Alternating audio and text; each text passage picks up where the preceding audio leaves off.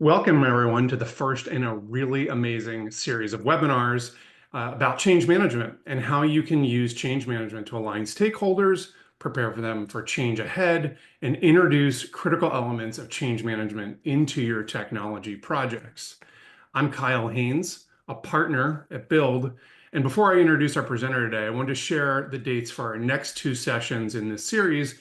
And don't worry, at the end of today's presentation, I'm going to share the registration link with everyone for the next session on April 9th.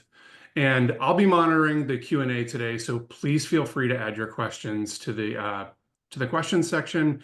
And with that, I'm so excited to turn it over to my colleague, Debbie, partner at Build, who's going to lead today's presentation. Good afternoon, everybody. I'm Debbie Cameron, a partner with Build Consulting. I've been a management and IT consultant for more than 25 years. I started my career working for Arthur Andersen and then Bearing Point, and about 7 years into a career working with very large corporations, I wanted more purpose in my work. I was at Bearing Point at the time, and I moved into an arm that exclusively served nonprofits. I got to work with clients who had missions I believed in and loved. And it's during this time that I discovered the discipline of change management, because like every perfectionist out there, I wanted to make the projects I worked on more successful. As part of this professional journey, I felt like I needed to see what it was like to work within the walls of a nonprofit. So I joined the team at World Wildlife Fund for 4 years to lead the implementation of their Blackbaud CRM.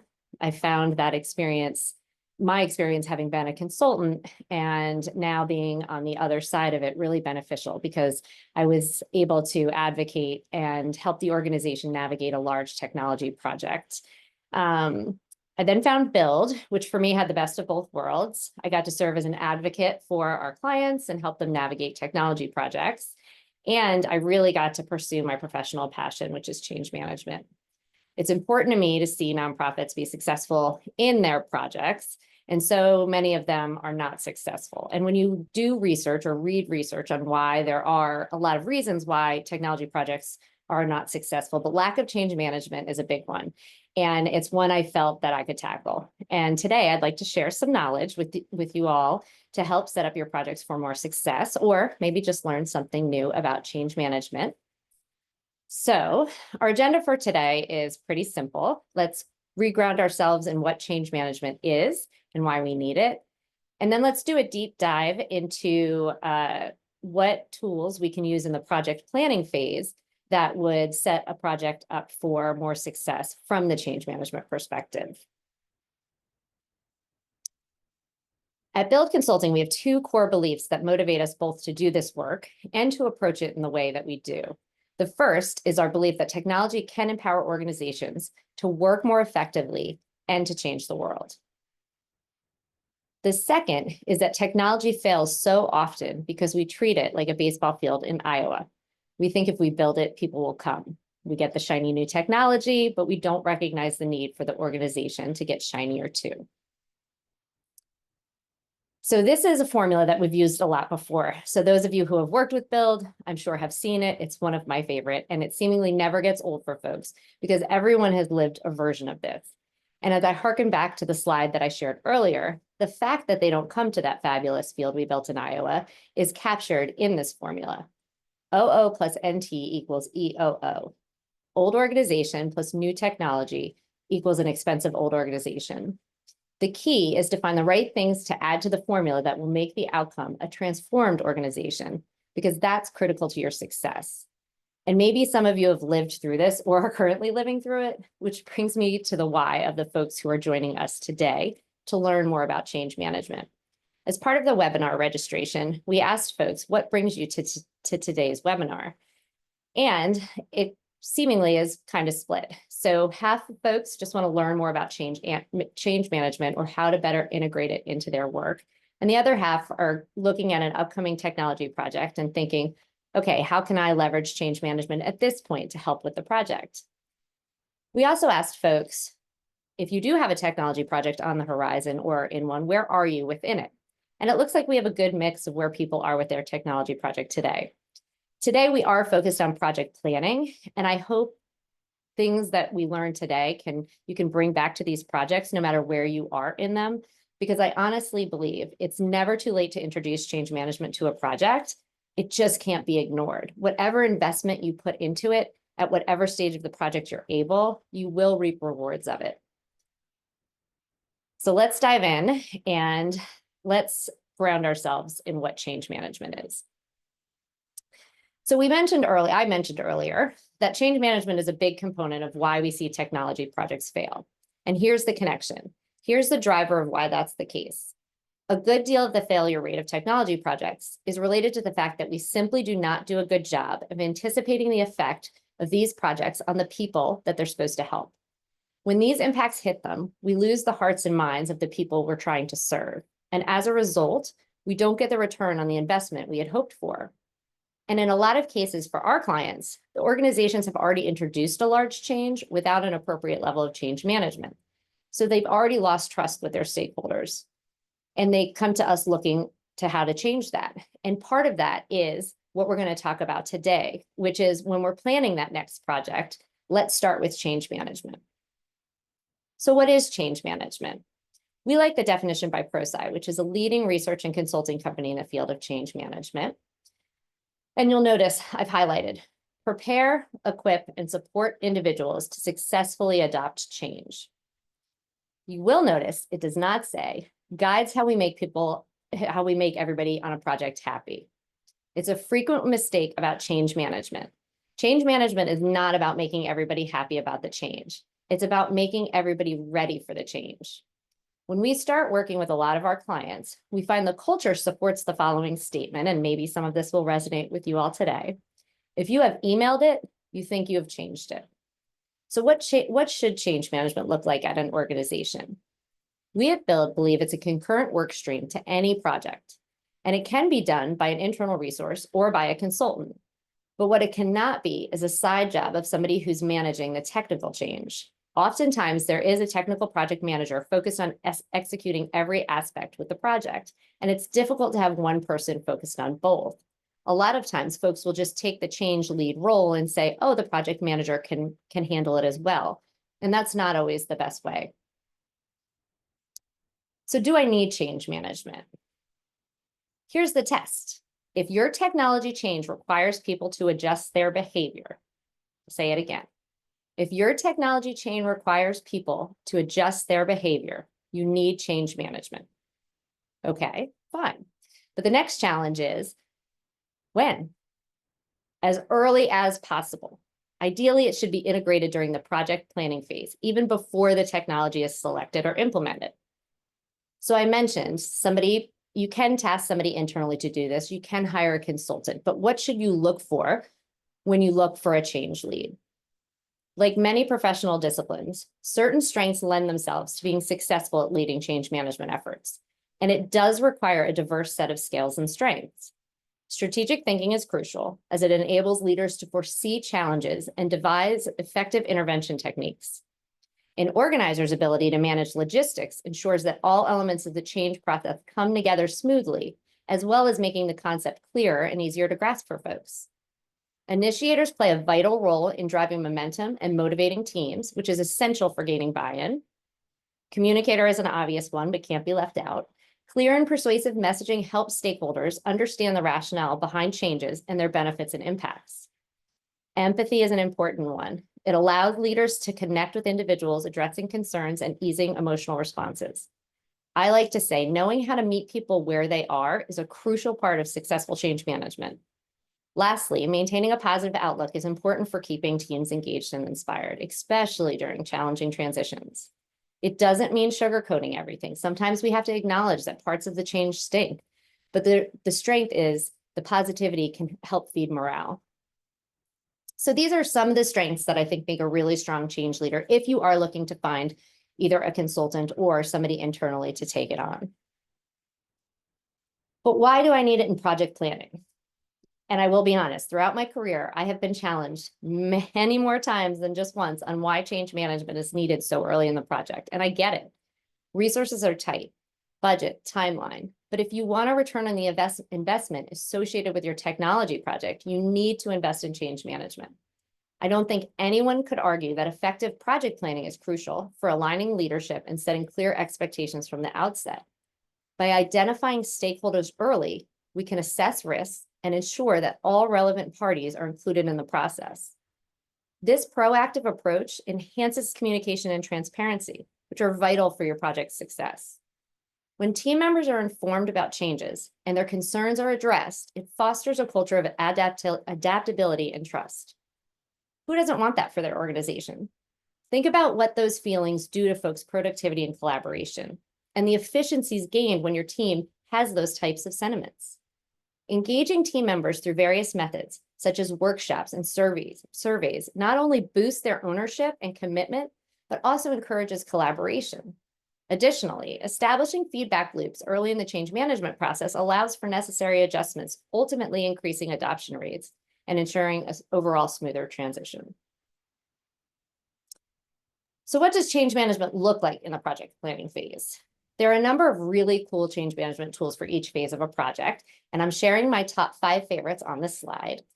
And while I look forward to future opportunities in another webinar, or maybe a fireside chat, or a future blog post that I'm sure Kyle, who you met earlier, is going to nag me to do, today we're going to focus on 2 of them. Today we're going to focus on diving into the stakeholder matrix and the change readiness survey. So I'll pose a question to you all. Have you ever felt excluded from decision-making processes related to a project or experienced challenges in staying informed about project changes that impact your day-to-day responsibilities? And I think Kyle is putting up the poll for folks. I did. I just launched it. Thank you, Kyle. And I encourage you all to reflect on your experiences to answer the question and consider how these feelings might have impacted your productivity on that project or the teamwork on that project.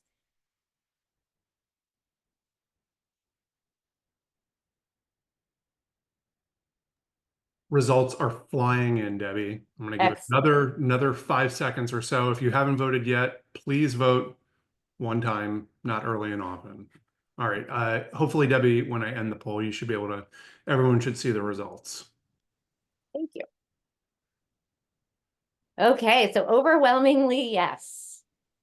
I wish I could say I was surprised, but the good news is those who did answer yes are not alone. Look at these statistics. Why do you think this is? There's a number of contributing factors, but in technology projects, we often spend so much time going into details around a budget, a timeline, functional requirements, technical requirements, but we don't spend time going into detail about the people. And those who work with me know that one of my most used sayings is, people are the hardest part of any change, any project. Yes, we need a budget. Yes, we need to understand the details of what we need from the technology. We need a timeline that we can manage to. But do we know what we are asking of our people? And who are the people that are affected by this? And have we put some thought into how they might receive this? And do we know much about their dynamics right now? Debbie, we got an interesting comment in the Q&A. Somebody wondered if it was possible that the people who answered no to the earlier poll are the ones that are actually doing the implementation of the projects. And they acknowledged that was the case with them, at least, that, you know, maybe the way they answered it is because they're the ones doing the implementation. That's interesting and a very good point.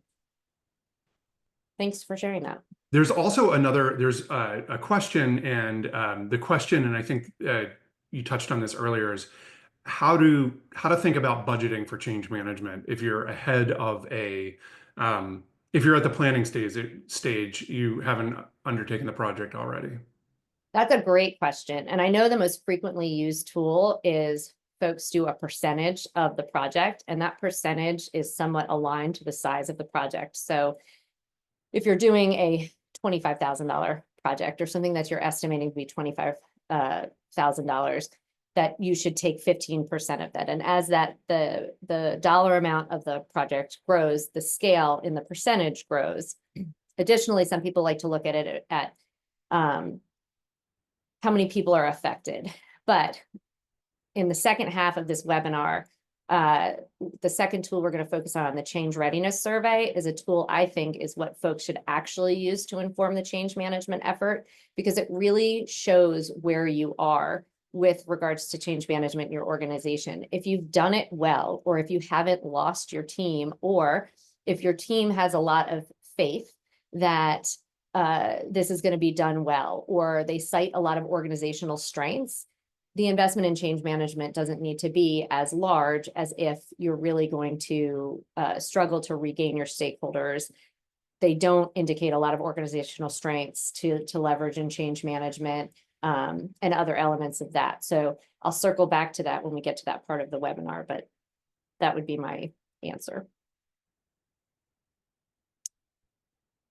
So we know the problem and we want to help leadership and project leaders, and you all address this. And so what can we use to do that?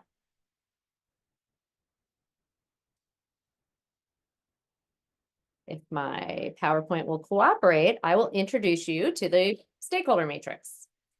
So what is it? This tool helps us identify our project stakeholders, those people who will be impacted by the change that the project represents.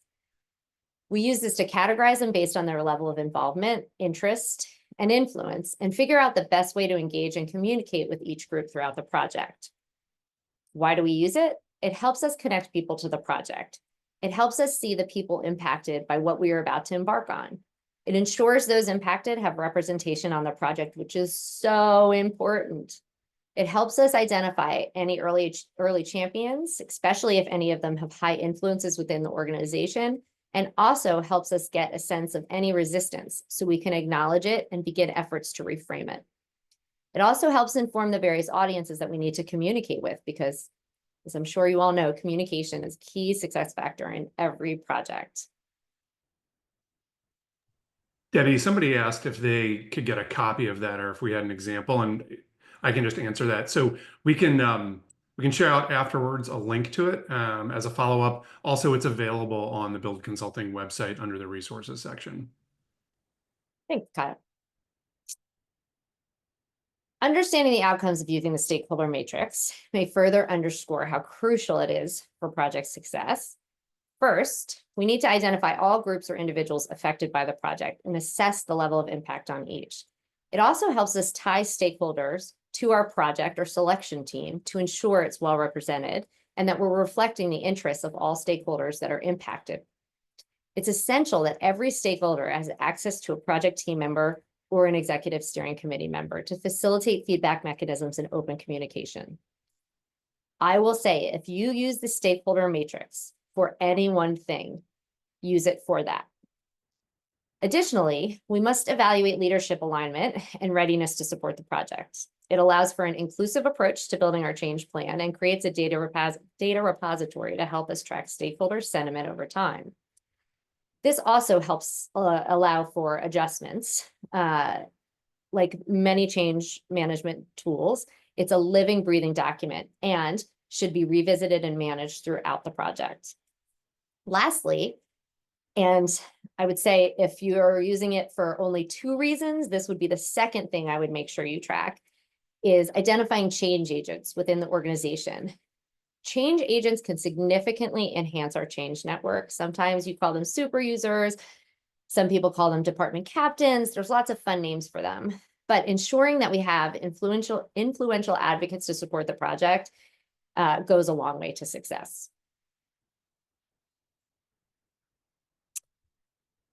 So I'd like to share some stories of the stakeholder matrix in the real world.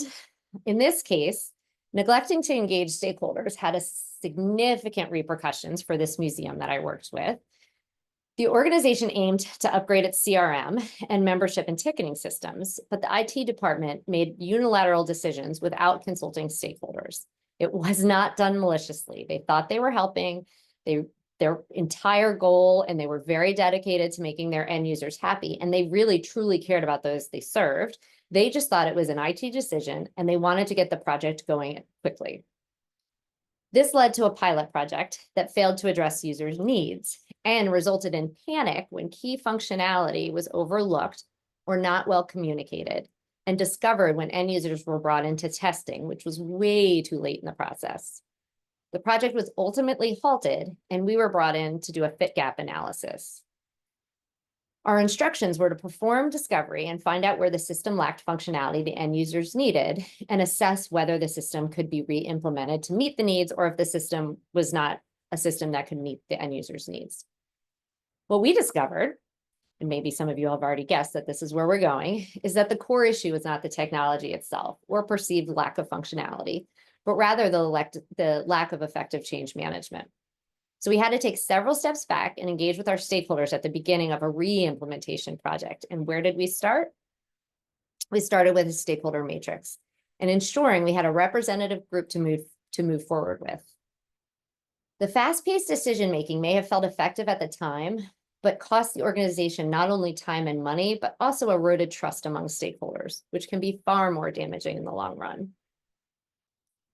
Another example is an organization I worked with who rushed into implementing a new CRM without a thorough stakeholder analysis and faced significant challenges because of it.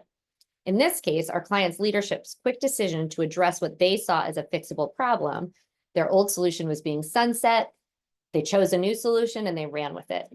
And it led to a lack of representation from critical teams that felt part of that decision.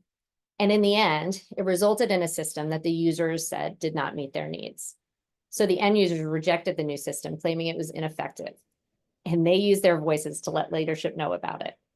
So we were brought in to analyze the end user processes in the hopes that we could re-engineer them to work with the new system and that would solve the problem. However, the process analysis revealed that neither the processes or the technology was the problem. It was the lack of engaging users early in the process that was impacting acceptance. Additionally, when users were brought into the process, which was a bit too late, the team didn't assess the user's sentiments and treated the group in a one-size-fits-all kind of way, which ignored a pocket of resistance that, if identified earlier, even at that point, could have been reframed and brought along. And I say this confidently because that's what our work did with them. But the intervention techniques implemented post-launch not only consumed additional time and resources, but also eroded trust within the organization.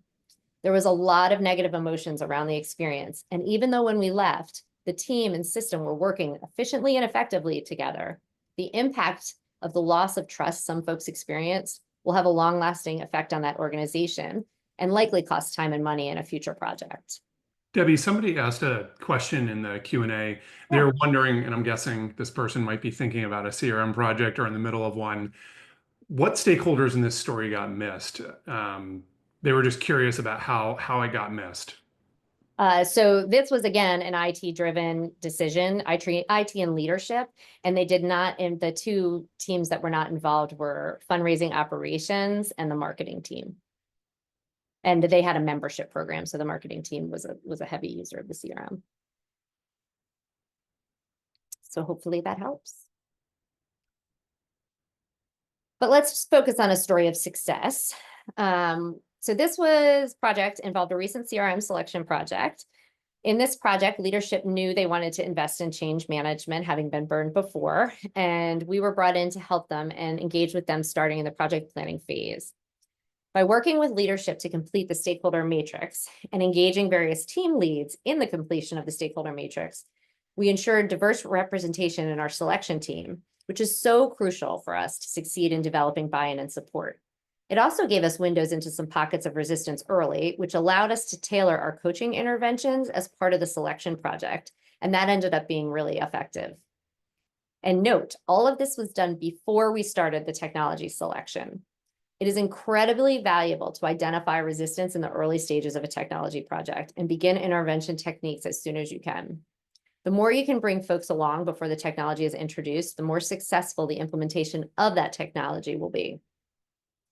That's why it is important to use these tools in the project planning phases. It's also facilitated our ability to create a proactive communication plan from the project start. And that, we were told later through feedback, it really fostered transparency and a feeling of transparency. And it enabled us to address concerns and gather valuable feedback throughout some listening sessions that we thought would be an appropriate early intervention technique. This approach not only informed our future communications, but also built trust among stakeholders, ultimately leading us to a smoother implementation project. So I am curious if folks have used a version of a stakeholder matrix in the past or on a current project they're using. Debbie, I launched the poll. I'm waiting with bated breath. Results are flying in. Give Looks like almost everyone's answered. Give another couple seconds.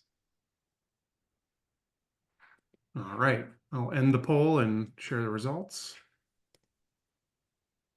Oh, that's great. So 53% of our participants have used a stakeholder matrix.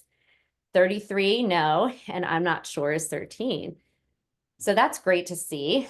I'm curious, this is where I wish we were all having coffee together, because I'd love to dive in and see what the successes and pitfalls you found with your stakeholder matrix and how it compares to the one that Build uses. But hopefully we can have that conversation in the future. Okay, so let's move on to our second area of focus. But first, I want to ask folks another question. Have you ever heard of a project that leadership was taking on and you had immediate concerns or thoughts about the project, but no mechanism to raise them? And as folks answer this, I encourage folks to reflect on their experience with where you felt concerns or thoughts, but lacked a way to express them, and the implications, if it wasn't you, of other folks feeling that way and not feeling like they had a voice because there was no clear mechanism for feedback. What I think is interesting about this poll is the slowness with which people are responding. So we still have a few more people that are going to respond, it looks like, but it's interesting. People didn't immediately know the answer, know they were going to answer this. I can tell you, I have definitely felt this way when projects have been implemented in my world, and it definitely led me to frustrations and maybe some misunderstandings. But I think we're about 60-40, yes. So 60 have felt that way, 40 not. So that's good news. But I will say that if you were on the 60 that said yes, you're not alone. Once again, the statistics say that folks are driven by the unknown and the actively resist change. And these negative emotions and sentiment impact productivity and the ability to work effectively within and across teams.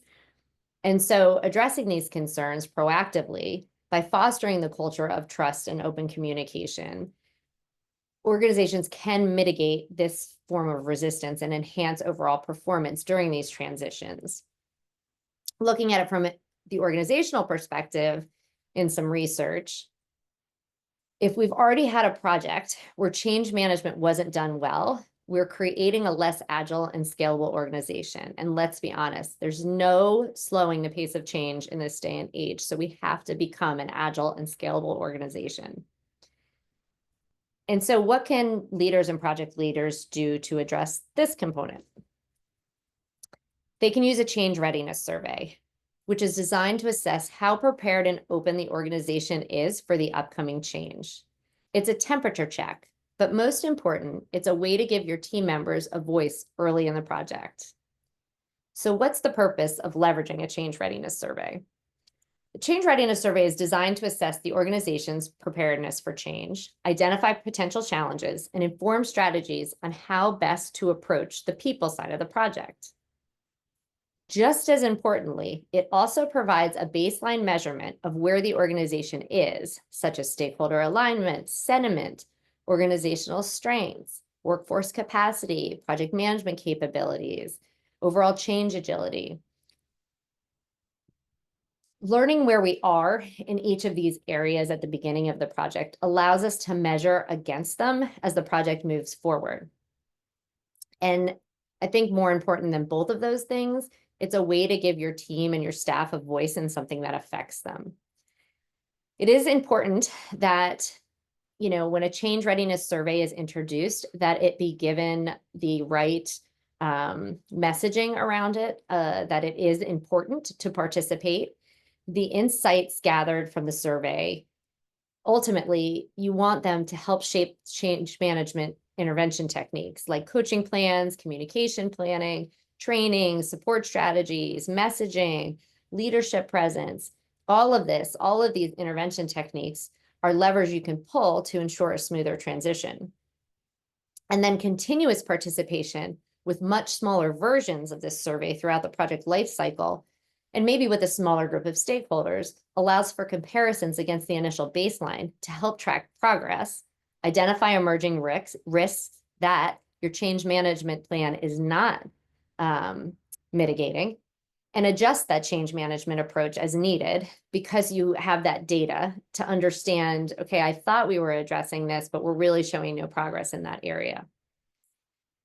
I would also note it's really important to encourage honest and open feedback.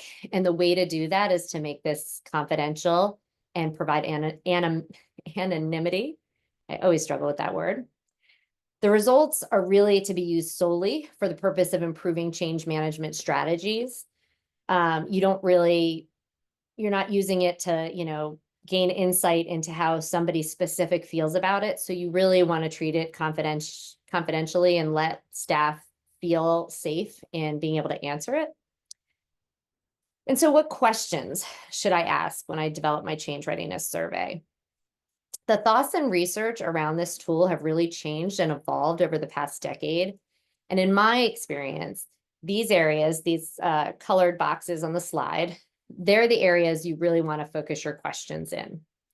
The Build Change Readiness Survey has 2 to 5 questions in each of these sections that we work with project leadership to refine based on the type of project, the organization structure, the size of the organization, and what project we're undertaking.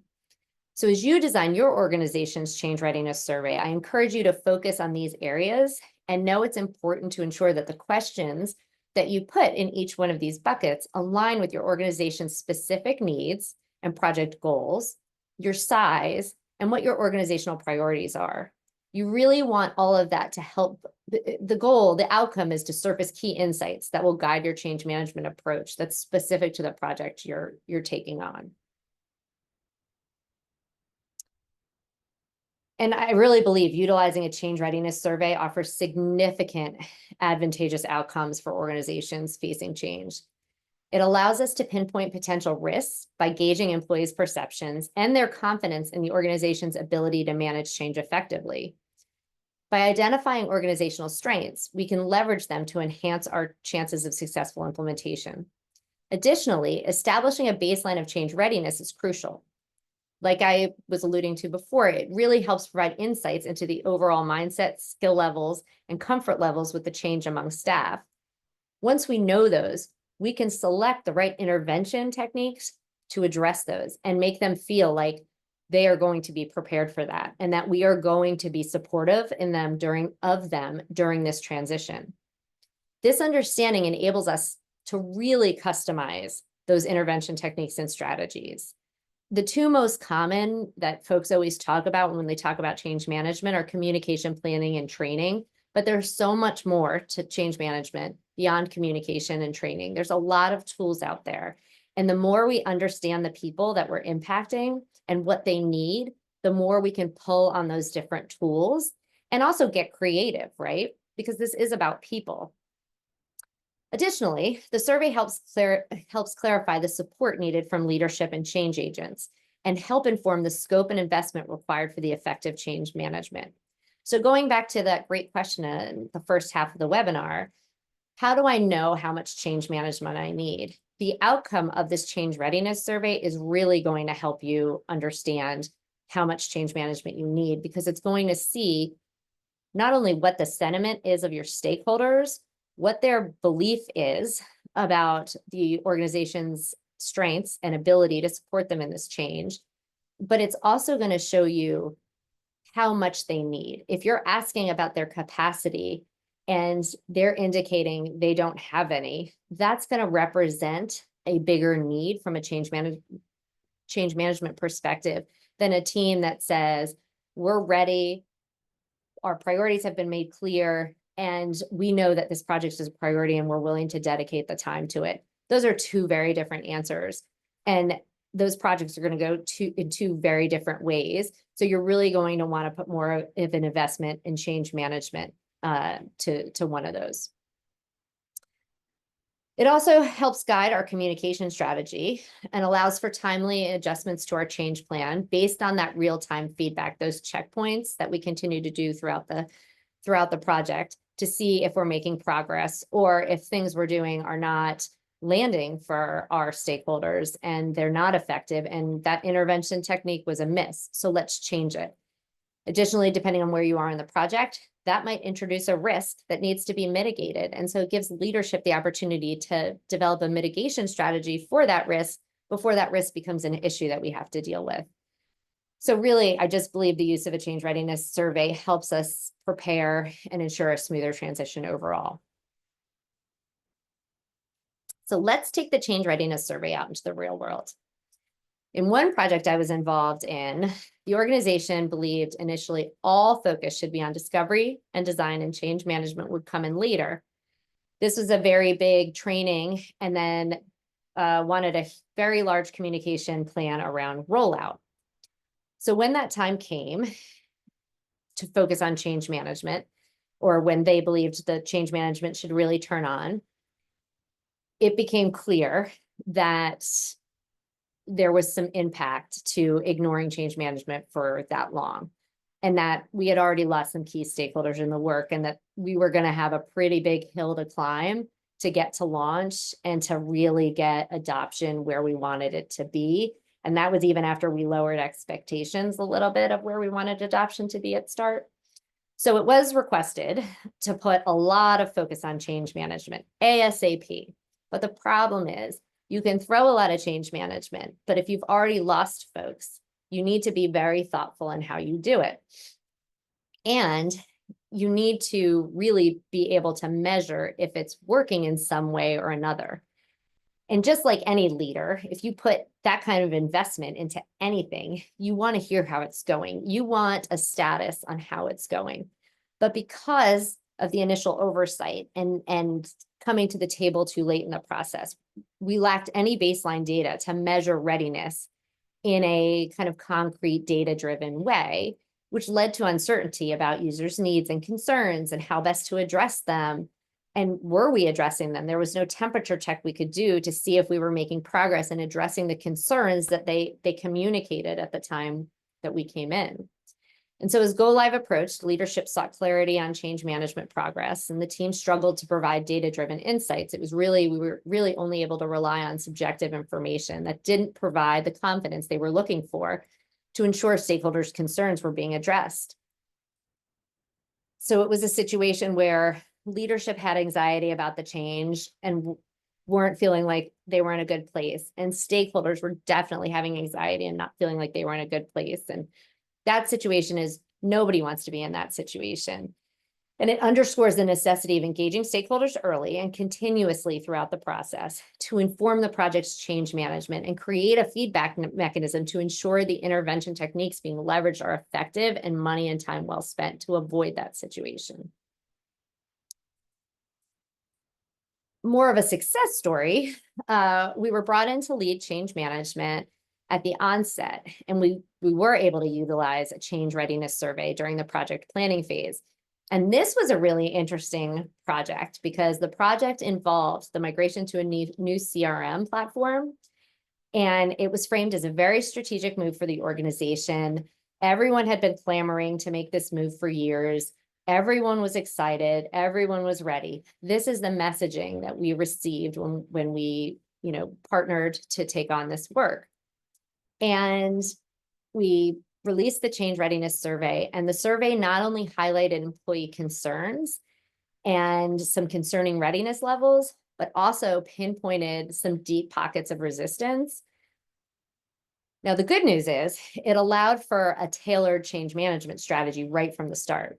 With survey results in hand, we presented to leadership, who agreed with us that it was in the organization's best interest to delay the start of the project. And what that delay allowed us to do is we conducted 2 leadership alignment sessions, so a unique intervention technique, and several listening sessions with different audiences, another unique intervention technique. And those different audiences, guess what that was informed by? Our handy dandy stakeholder matrix. By addressing some of the concerns and working to reframe some of the resistance and focusing on that leadership alignment, which the staff, they knew, they expressed that they thought that was a concern, and they were right. We started the project off on a better foot, and the staff felt heard and acknowledged because that effort was made. And in the post-launch survey and the lessons learned meetings that happened at the close of that project, both of those things were really celebrated by staff, because that built some trust and said, okay, they're willing to take the time and effort to hear us and address the concerns we have before diving into this project. So this is really like a gold standard success story for the change readiness survey. I will say, with the added information we had through the survey, but through not only the survey, but those leadership alignment sessions and the listening sessions, we were really able to create specific coaching plans. Our communication plan was very diversified. Training and our adoption plan was really developed in a way that resonated with user needs. The intervention techniques we employed in that project really landed and really worked very well, which was really exciting and great to see. And leadership and myself believe wholeheartedly that the proactive identification of resistance facilitated a smoother transition overall, and establishing that baseline at the start enabled ongoing measurement of our progress and change management, so we could see the intervention techniques we were using were working and they were progressing in the way that we had wanted them to. And so leadership gained crucial visibility into the change management process, which fostered improvements along the way. We could still pivot, and we could, there were always creative suggestions of what we could do better, even if we were progressing in the way that we were excited to see. But ultimately, it set the stage for a much more successful project outcome. And I can't imagine if we hadn't done those things. I can't imagine what the launch of that CRM in particular would have been. So now that we've taken a deep dive into two of my favorite change management tools, and hopefully you all have gleaned some way and that they'll support your project, I'd love to open the floor for any questions you might have. Debbie, there were a ton of questions that came up towards the end. I held them all.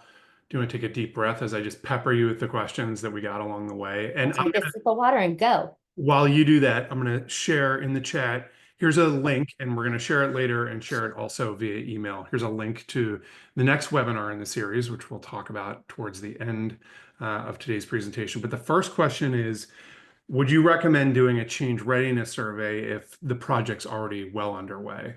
1,000%, absolutely. The next question is, we tend to do, I think these are all linked to surveys. We tend to get a lot of surveys. Is there anything you'd recommend if we already do a bunch of surveys and people might just not pay attention to this? That's a great question. And I will say you're not alone. I mean, survey fatigue is a thing, and I know some leadership hesitates to do it. I do think the framing of a change readiness survey is really important, because I know all the surveys are, we want to hear from you, we want to hear from you, we want to hear from you. This is really about gaining information so we can make life better for you. It's not about gaining an opinion that we're going to use to inform decisions. We're going to take this information and we're going to act in a way to make your life better. I think that messaging, not your life better, that's a little bit of a dramatic statement, but make your transition in this project and with what we're going to be asking you to do and change, we're using this information to help you do that. So there is an outcome. All I can suggest is keep them as short as possible. That first one, you really will benefit if it's a little lengthier, but it still doesn't have to take very much time. The ones that as you go along the way are super short. And now that people can do them on their phones, I know some clients to motivate for the project ones, the first 3 people that completed it got a Starbucks gift card. So those incentives are always fun if you have the resources to do that, but I know resources can also be tight. But again, I think the framing, making it fun, some organizational cultures are very competitive, so they would give shout outs and have competitions. But I would just say the messaging that this information, we're trying to act on your behalf to make things better is really important to deliver with the survey. And the last question, and if anyone wants to add any additional questions in, please feel free to. So this person said they get giving people anonymity in surveys, but our project will impact hundreds of users. Should we ask for the department that people are in? Definitely. If your organization is that size, then they're going to feel okay sharing their department and still feeling like it's confidential. The other thing you can do is just be very clear about who's reading these results, right? Like it's not going to be certain members that they might be scared to share an opinion with within the organization. And so caveating it by who's actually going to be, reading the specifics of the surveys. And what I like to always say is when we're brought in, I always say that, even if we ask the departments, we're not sharing very specific feedback with leadership. We share thematic feedback. And so if folks are worried about being called out or something that they say is going to be attributed to them because it sounds very much like them, or anything you could do to make them feel like they're in a safe space. But I do think, especially on a project that's affecting that many people, knowing the department is going to be huge, because your communication audience, your training, all of those things are going to be very different for your various stakeholder groups. So I do think that's very important and a great question.